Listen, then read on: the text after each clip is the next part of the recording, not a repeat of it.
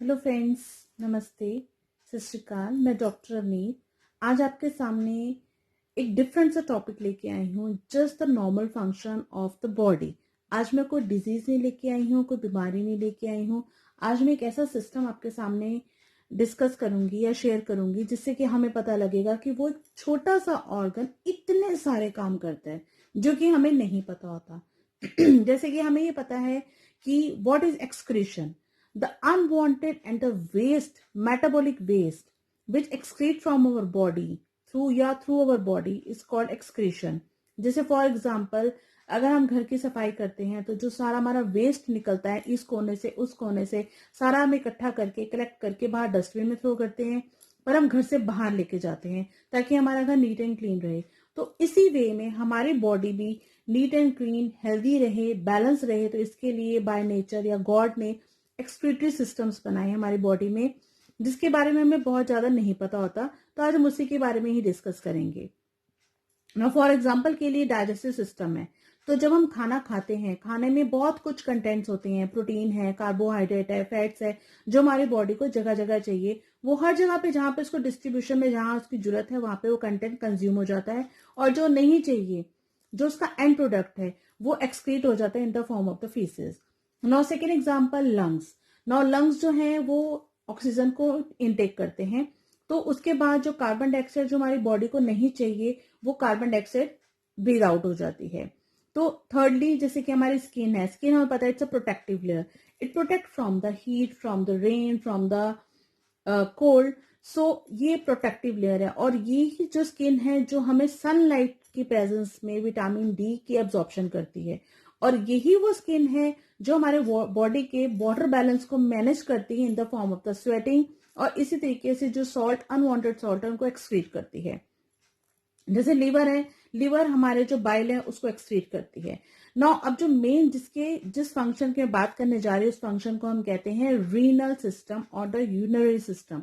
Now renal function means, renal means kidney. हम आज kidney के बारे में ही बात करेंगे कि हमें जो पता है किडनी का जो फंक्शन होता है, जो मेन फंक्शन होता है, जो हम सबको पता है कि यूरिन को बनाना और यूरिन को पास आउट कर देना। जैसे कि इसको हम कहते हैं कि यूरिन भी हमारा एक वेस्ट प्रोडक्ट है, जो कि मोस्ट ऑफ द पीपल्स को, मैक्सिमम पीपल्स को यही पता है कि किडनी का काम यही होता है।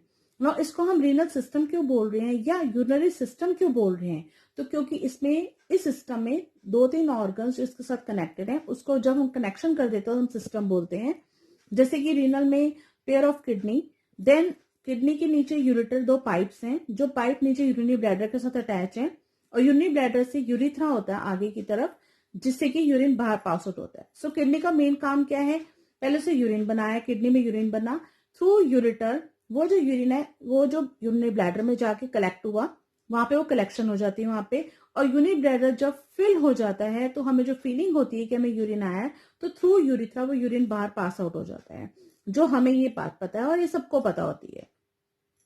बट इसके अलावा हमें गाइस ये पता होना चाहिए कि इसके अलावा बहुत सारी वेरियस एक्टिविटीज है जो कि किडनी करती है, जैसे होमोस्टेसिस बैलेंस करती है हमारी बॉडी में, जिसमें कि पहला बैलेंस है water balance. No water balance कैसे?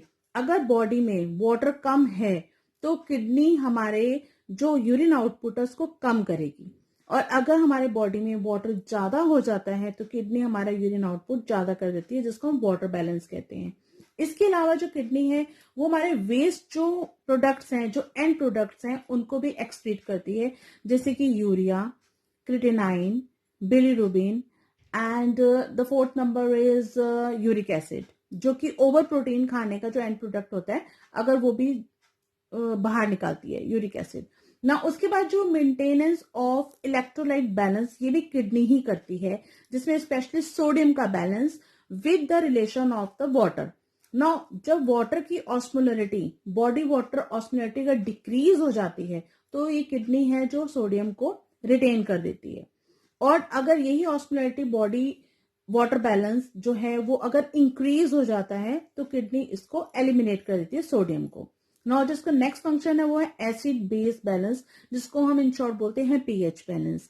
नाउ वी नो दैट कि हमारी बॉडी में बहुत सी मेटाबॉलिक एक्टिविटीज होती हैं जिसके कारण बॉडी में एसिड प्रोड्यूस होता है। Now lots of acid you can say during metabolic activities produce होता है, बट ये भी जो एसिड है जिसको हम एसिडोसिस की टर्म यूज करते हैं, ये भी हमारे जो बॉडी में कुछ ऑर्गन्स हैं जो कि इस एसिडोसिस को प्रिवेंट करते हैं, जिसमें जो मेजर ऑर्गन है वो किडनी ही है, सेकेंड ऑर्गन लंग है एंड द ब्लड बफर्स हैं।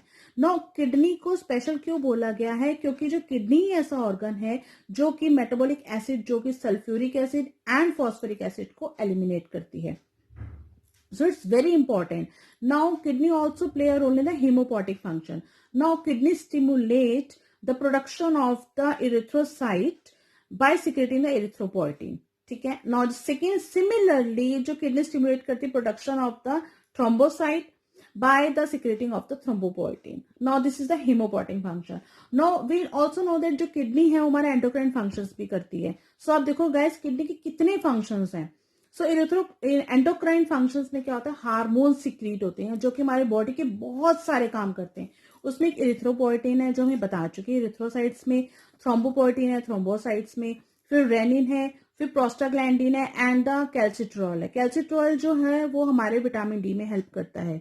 नाउ जो किडनी है वो रेगुलेट करती है हमारे बॉडी के ब्लड प्रेशर को, जिसको हम आर्टीरियल ब्लड प्रेशर बोलते हैं, उसको भी ये बैलेंस करती है।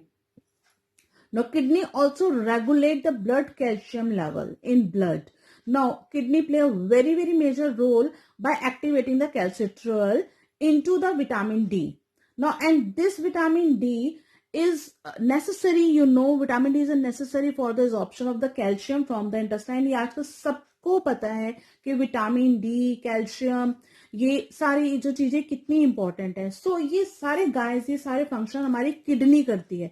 सो आप अंदाजा लगा सकते हो कि किडनी सिर्फ एक काम नहीं करती, किडनी हमारी बॉडी की कितने सारे चीजों को बैलेंस करती है।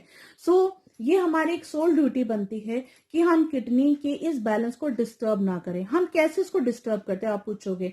हम अगर ओवरटेक ऑफ सॉल्ट लेते हैं तो हम डिस्टर्ब करते हैं, ओवरटेक ऑफ प्रोटीन कई बार लेते हैं उससे भी हम डिस्टर्ब करते हैं, उससे यूरिक एसिड ज्यादा बनता है जिससे कि हमें ये जॉइंट्स पेन शुरू हो जाते हैं। फिर हम ओवरटेक ऑफ समटाइम कैल्शियम ले लेते हैं जिससे कि कैल्शियम स्टोन बन जाते हैं, या समटाइम हमारे खाने में हमें नहीं पता होता, हम ग्रीन वेजिटेबल बहुत ज्यादा कर लेते हैं जिससे हमें नहीं पता होता कि ऑक्सलेट की मात्रा इतनी बढ़ रही है कि वो कैल्शियम के साथ जुड़ के कैल्शियम ऑक्सलेट स्टोन्स बना रही है, जिससे कि हमारी किडनी के फंक्शन डिस्टर्ब हो रहे हैं। तो ये हमारी ड्यूटी बनती है कि हम जैसे कि ओवर प्रोटीन ना लें, हम ओवर सॉल्ट ना लें, हम ओवर कैल्शियम ना लें, और जो वाटर का जो बैलेंस है वो वाटर हम जो दिन में 2.5 से 3 लीटर या 2 से 3 लीटर हमें जरूर लेना चाहिए ताकि हमारी किडनी हर काम को बड़े आराम से करे। क्योंकि अगर हम वाटर कम लेंगे तो किडनी को थोड़ी मुश्किल होगी फिल्टर करने में, वहां पे कॉन्सेंट्रेशन ज्यादा हो जाएगी। अगर हम पानी बहुत ज्यादा लेंगे तो भी किडनी को ओवरवर्क करना पड़ेगा। तो इसलिए हर चीज को हमें बैलेंस तरीके से चलना चाहिए।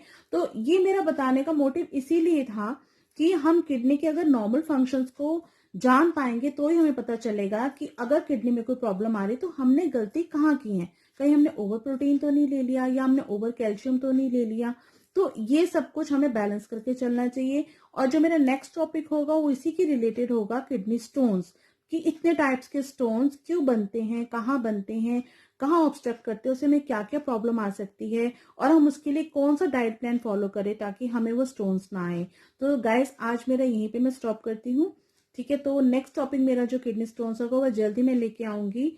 तो होप आज आपको अगर इसे कुछ भी अच्छा लगे तो आप उसको लाइक कर सकते हैं। और thank you so much for listening me. Thank you.